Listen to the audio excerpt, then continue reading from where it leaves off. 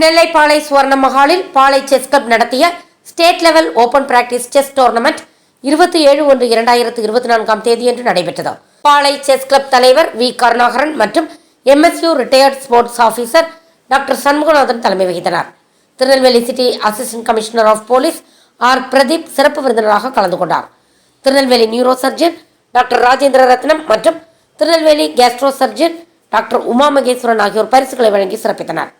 TDCA தலைவர் lion Janakiram Anthony, IPL chess academy நடுவர் S Kannan, பாளை chess club செயலாளர் MD ஸ்கேனி ஆகியோர் முன்னிலை வைத்தனர்.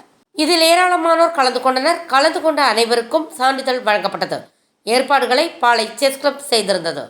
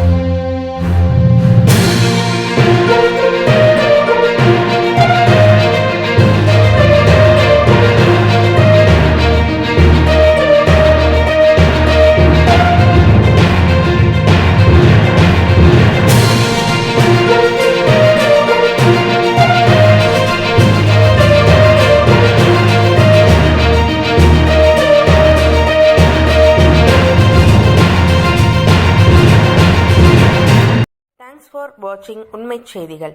நெல்லை செய்திகளை உடனுக்குடன் தெரிந்து கொள்ள சேனலை சப்ஸ்கிரைப் பண்ணுங்க, லைக் பண்ணுங்க, ஷேர் பண்ணுங்க.